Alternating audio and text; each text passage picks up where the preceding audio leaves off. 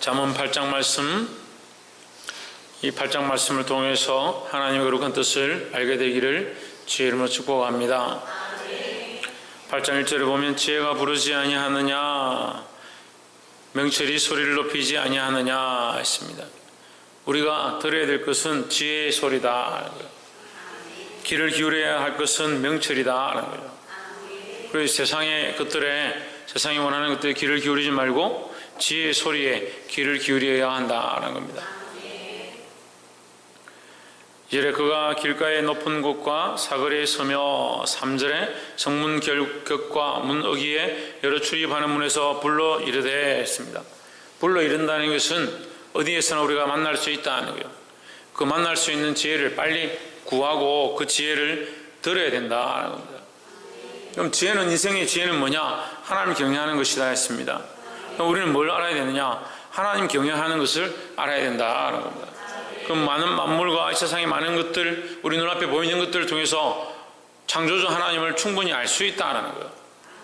해가 뜨고 지는 것, 우리가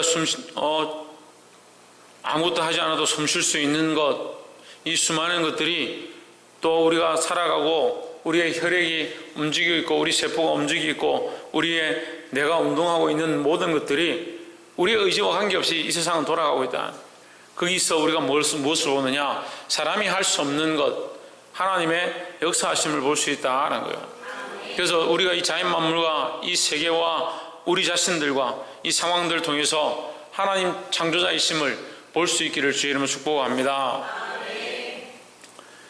4절에 사람들아 내가 너희를 부르며 내가 인자들에게 소리를 높이노라. 사람들에게 부르고 인자들, 그것도 또한 사람의 자식들이죠. 사람들에게 소리를 높인다. 들으라는 거예요. 뭘 들으라? 지혜의 말씀을 들으라 하는 겁니다. 5절에 어리석은 자들아 너희는 명철할지니라. 미련한 자들아 너희는 마음이 밝을지니라. 마음이 밝고 명철한 것이 뭐냐? 듣는 것이다. 듣는 것. 들어야 된다는 거예요. 우리는 말하기보다 듣는 것을 먼저 해야 될 줄 믿습니다. 듣는 것을 사모하고 듣는 것이 우리 영혼을 살린다. 그 말씀을 기억하시길 주의 이름으로 축복합니다. 여러분, 성경에는 지워졌는데 어리석은 자들아 너희는 명철할지니라. 미련한 자들아 너희는 마음이 밝을지니라. 너희는 들을지어다. 제 성경에는 너희는 들을지어다 이렇게 되어 있습니다. 그래서 듣는 것이 중요하다. 그 듣지 못하기 때문에 어리석은 말들을 하는 거죠. 지혜의 말을 들으면 그 지혜로 우리가 지혜의 말을 하게 되는데, 지혜를 들은 것에서 지혜가 나는 거예요. 그런데 하나님 말씀을 듣고 하나님 뜻을 알아서 하나님 원하신 말을 해야 되는 겁니다. 그래서 결국 하나님 원하신 말들을 하지 않는 자들은 뭐예요? 하나님 말씀을 제대로 듣고 있지 않다라는 거죠. 하나님 말씀을 듣고 그것을 마음에 새기고 그 뜻대로 살아가기를 주의 이름으로 축복합니다. 6절에 내가 가장 선한 것을 말하리라. 내 입술을 열어 정직을 내리라. 선한 것과 참된 것, 거짓이 아닌 참된 것을 너에게 가르칠 것이다. 그러니까 어떻게 해야 되냐? 들어야 된다는 거예요.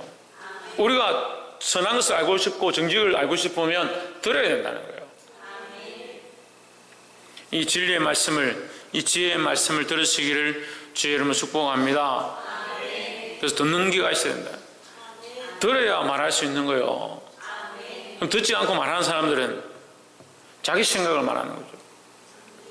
우리가 들은 것에서, 주의 말씀을 통해서 들은 것에서 하나님 주신 하나님의 음성을 통해서 하나님 기뻐하신 말들을 하고 하나님 기뻐하신 말씀들을 나눠야 되는 겁니다. 두 번째로 16절에 나로 말미암아 재상과 존귀한 자 곧 세상의 모든 재판관들이 다스리느니라. 뭘 통해서? 지혜를 통해서. 17절에 나를 사랑하는 자들이 나의 사랑을 입으며, 나를 사랑하는 자들이 나의 사랑을 입으며 나를 간절히 찾는 자가 나를 만날 것이니라 했습니다. 이 나는 누굽니까? 나는 누굽니까? 이 지혜입니다. 지혜를 만나는 겁니다.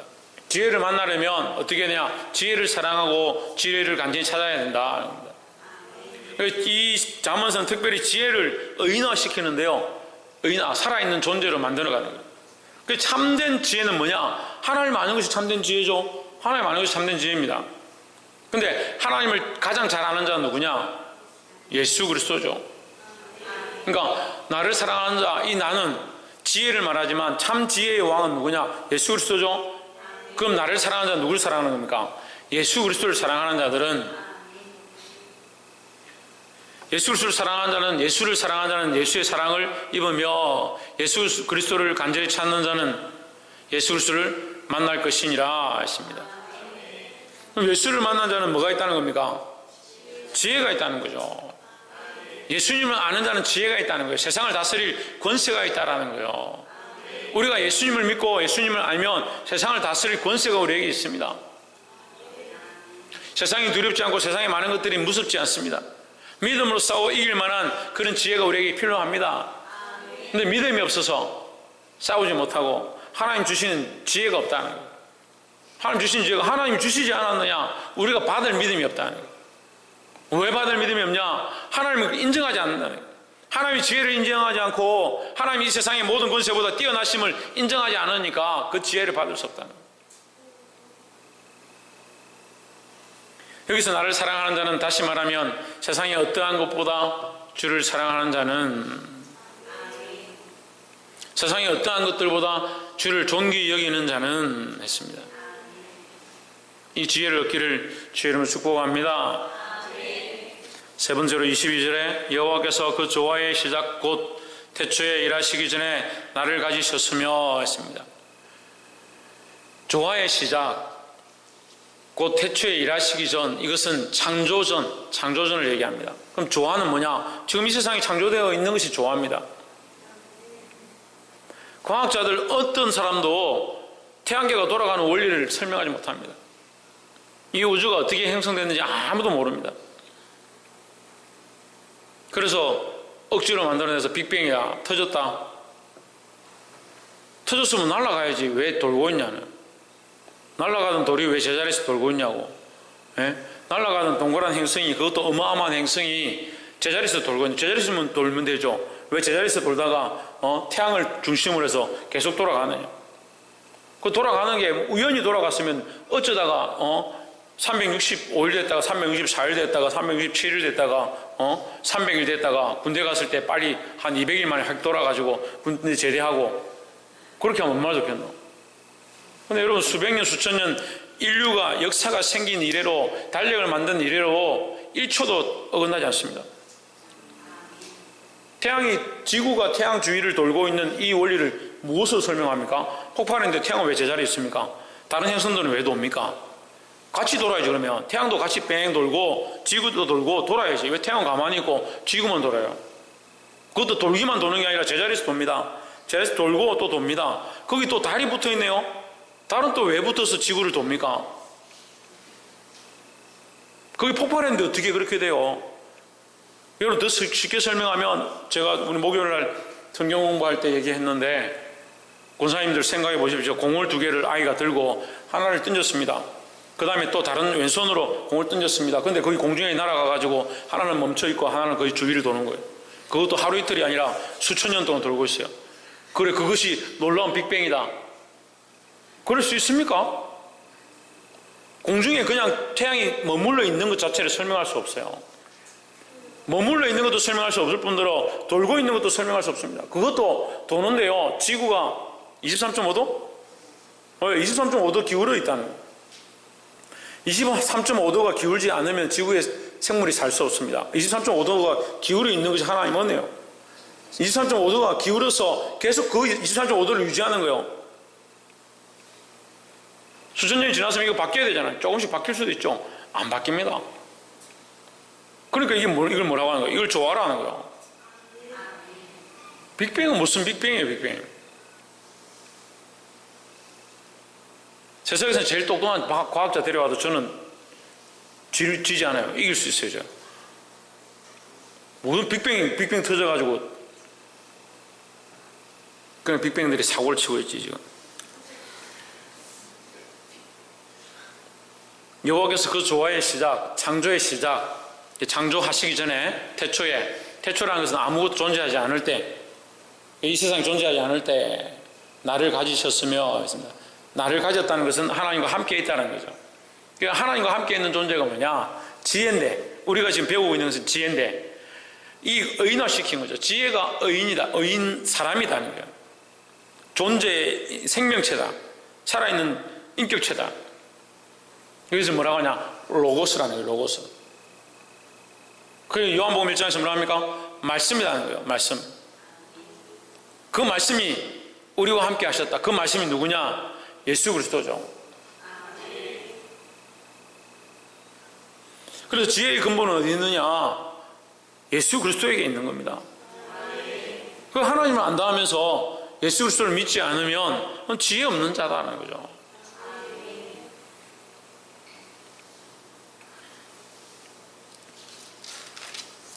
(26절에) 하나님이 아직 땅도 들도 세상 진토의 근원도 짓지 아니하셨을 때라. (27절) 그가 하늘을 지으시며 궁창으로 해면에 두르실 때에 내가 거기 있었고 있습니다. 하나님이 세상을 창조하실 때 누가 있었느냐? 그리스도께서 같이 있었다라는 거죠. 28절에 그가 위로 구름 하늘을 견고하게 하시며 바다의 샘들을 힘있게 하시며 29절 바다의 한계를 정하여 물로 명령을 거스르지 못하게 하시며 또 땅의 기초를 정하실 때에 30절 내가 그 곁에 있어서 창조자가 되어 있습니다. 그러니까 이 말씀이 이 지혜가 창조자인 것, 예수 그리스도인 것을 명확히 하고 있습니다. 지혜라는 그 존재가 인격체이고 지혜를 사랑하는 자는 그 지혜의 사랑을 잊고 그 지혜를 간절히 찾는 자는 만날 것인데 그 지혜가 누구냐? 창조 때에 있었다. 그가 뭘 했느냐? 내가라고 하는 건 지혜죠. 지혜가 그 곁에, 그는 누굽니까? 하나님 곁에 있어서 창조자가 되어, 하나님이 창조자인데 지혜가 어떻게 창조자냐? 지혜를 인격체로 표현하는 거예요. 그 참 지혜의 근원, 완전한 지혜의 존재 누구냐? 예수 그리스도입니다. 예수 그리스도가 하나님 곁에 있어서 창조자가 되어 날마다 그의 기뻐하시는 바가 되었으며 항상 그 앞에서 즐거워하였으며 했습니다. 할렐루야. 31절 사람이 거처할 땅에서 즐거워하며 인자들을 기뻐하였었느니라 했습니다.